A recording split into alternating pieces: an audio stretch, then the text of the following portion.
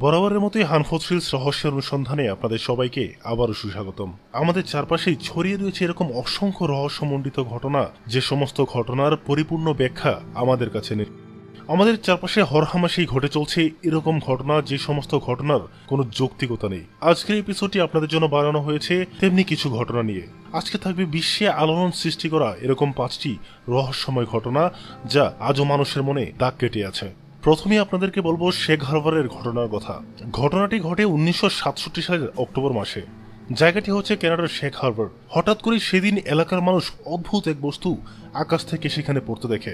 বস্তুটি ঠিক কি ছিল সঠিক করে কেউ বলতে পারে না। কানাডার সরকারি অনেক সংস্থা এই ব্যাপারে তদন্ত শুরু করে, এমনকি সরকারিভাবে পানির নিচে সেই বস্তু খোঁজার অভিযানও চালানো হয়। এমনকি আমেরিকার বিখ্যাত ইউএস কমিটি ইউএফএ স্টাডি এই আকাশযানটির রহস্য উদ্ধারের জন্য বিস্তারিত অভিযান চালায়, কিন্তু কোনো ব্যাখ্যাই পাচ্ছিল না কেউ। অবশেষে কানাডিয়ান সরকার ঘোষণা দেয় অপরিচিত একটি আকাশযান এই ঘটনার সাথে জড়িত, এবং এই আকাশযানটি পৃথিবীর কোনো বস্তু নয়। কিন্তু তারপরে শুরু হলো সত্য লুকানোর নানা রকমের চেষ্টা। এক এক সময় এক এক রকমের মন গড়া তথ্য সরকারের তরফ থেকে আসতে শুরু করে। তারপর থেকে শত চেষ্টা করেও সেদিনকার প্রকৃত ঘটনা সম্পর্কে কেউ কিছু জানতে পারেনি। হুট করে যেমন ঘটনাটি ঘটেছিল, তেমনি হুট করেই সবকিছু থামিয়ে দেওয়া হলো। কিন্তু কথা হচ্ছে কেন, কি ছিল আসলে সেটা কি পাওয়া গিয়েছিল? এই সমস্ত প্রশ্নের উত্তর আজও রয়ে গেছে সম্পূর্ণ রহস্যের জালে। Mafia lights. মাফিয়া লাইটস হচ্ছে এক রহস্যময় আলোর খেলা। জায়গাটি হলো টেক্সাসের মারফা নামক একটি জায়গা। ব্যাখ্যাতীত রহস্যময় আলো, যেটা ভৌতিক আলো নামে পরিচিত, এই জায়গাতে আকাশের উপর ঘোরাঘুরি করতে দেখা যায়। সর্বপ্রথম 1957 সালে এই ব্যাপারটি সবার নজরে আসে। যদিও জনশ্রুতি অনুযায়ী এর আগ থেকে নাকি সেখানে চলছিল এই আলোর খেলা, কিন্তু 1957 সালের আগে তা সবার নজরে আসেনি। আলোগুলো সাইজে প্রথম একটি বাস্কেটবলের সমান থাকে। 6টি রঙের আলো এ পর্যন্ত দেখা গেছে: সাদা, লাল, হলুদ, নীল, কমলা ও সবুজ। একসাথে একবারে বেশ কয়েকটি আলোর বল দেখা যায়, কিন্তু এগুলোর নির্দিষ্ট কোনো কাজ নেই। বেশ অনেকক্ষণ ইতস্তত আকাশের এক জায়গা থেকে অন্য জায়গায় ঘুরতে থাকে। এগুলো কিসের আলো, এর কোনো ব্যাখ্যা আজও পর্যন্ত কেউ বের করতে পারেনি। এই মাফিয়া লাইটস এর ব্যাপারে অনেক ভিডিও ফুটেজ এবং ছবি তোলা আছে। চাক্ষুষ নিজের চোখেও এই মাফিয়া লাইটস দেখেছেন এরকম মানুষের সংখ্যাও রয়েছে প্রচুর। এখনো চলছে এই ধরনের আলোর খেলা। বেশ কয়েকটি বিজ্ঞানী এই আলোর পেছনে অনেক গবেষণা চালিয়েছেন, ব্যাখ্যাও দিয়েছেন, কিন্তু সেই ব্যাখ্যাগুলো মানুষের কাছে গ্রহণযোগ্য না।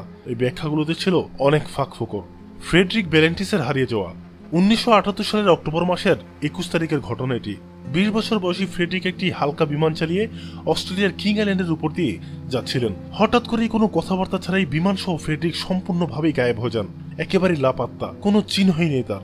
গায়েব হওয়ার আগে রেডিওতে সে জানিয়েছিল সে একটি অপরিচিত আকাশযান দেখেছে, সেটি তার দিকেই বিমানের গতিতে ধেয়ে আসছে, আর এটি ছিল পৃথিবীর সঙ্গে তার শেষ যোগাযোগ। এরপরেই সে আকাশ থেকে বিমান সহ একেবারে গায়েব হয়ে যায়। রেডিওতে সে যখন শেষ কথা বলেছিল, তখন সে বলেছিল, ওহ, বস্তুটা তো আমার দিকেই চলে এসেছে, কিন্তু এটা তো কোনো আকাশযান নয়। এরপর সম্পূর্ণভাবে সংযোগটি বিচ্ছিন্ন হয়ে যায়। এখানে শেষ হয় তার পৃথিবীর সাথে সমস্ত যোগাযোগ। অনেক খোঁজাখুঁজি করেও তার এবং তার বিমানের কোনো চিহ্ন আজ পর্যন্ত পাওয়া যায়নি। কেস 2। পশ্চিম অস্ট্রেলিয়া থেকে 3 জন যাত্রী নিয়ে 2007 সালের 15 এপ্রিল কেস 2 নামের একটি ছোট্ট ইয়ট সমুদ্রের উদ্দেশ্যে যাত্রা শুরু করে। ঠিক 3 দিন পর হঠাৎ এই ইয়টটি সমুদ্রের মাঝে সেই জায়গা থেকে বেশ কিছু দূরে টাউন্সভিল নামক একটি জায়গায় প্রায় 100 কিলোমিটার দূরে এর শেষ অস্তিত্ব দেখা যায়। তার কিছুদিন পর এটি বন্দরে এসে ভিড়ে। বিস্ময়ের পালা কিন্তু তখনই শুরু হয়। সেই ইয়টটিতে গিয়ে দেখা যায় ইঞ্জিন নাকি তখনও চলছিল, একটি ল্যাপটপ তখনও অন হয়ে আছে, রেডিও, জিপিএস সবকিছু ঠিকঠাক রয়েছে, 3 জনের খাবারও টেবিলে সাজানো রয়েছে, কিন্তু সেই যাত্রী সহ 3 জনের কোনো অস্তিত্ব আর নেই। একেবারে যেন হাওয়ায় মিলিয়ে গেছে সবাই। এমনকি লাইফ জ্যাকেট সহ সবকিছুই রয়েছে ইয়টে। তদন্তকারীরা একটি ভিডিও ক্যামেরা আবিষ্কার করে, যেখানেই আবিষ্কার হওয়ার কিছুক্ষণ আগের একটি ভিডিও ফুটেজ রয়েছে। সেই ভিডিওতে 3 জন যাত্রীর ভিডিও ছিল, কিন্তু ভিডিওতে তাদের মাঝে কোনো প্রকার সমস্যা বা চিন্তা করার মতো কোনো কিছুই দেখা যায়নি। সেই যাত্রীদের খোঁজ কিন্তু আজও পর্যন্ত পাওয়া যায়নি। একেবারে যেন হাওয়ার সঙ্গে মিলে গেছেন তারা। অনেক তদন্ত করা হয়েছে, সার্চ কমিটি পাঠানো হয়েছে, কিন্তু কোনোভাবেই তাদের অস্তিত্ব বের করা সম্ভব হয়নি। তাহলে কি হয়েছিল তাদের সাথে, সেই রহস্য আজও পর্যন্ত উন্মোচিত করা সম্ভব হয়নি। ফিমার প্লাস্টিক কফিন এবং কনসেন্ট্রেশন ক্যাম্প। ঠিক আটলান্টার জর্জিয়ার একটু বাইরে একটি প্রধান সড়ক ফিমা, যেটা হচ্ছে ফেডারেল ইমার্জেন্সি ম্যানেজমেন্ট এজেন্সি, এর বিশাল ক্যাম্প রয়েছে সেইখানে।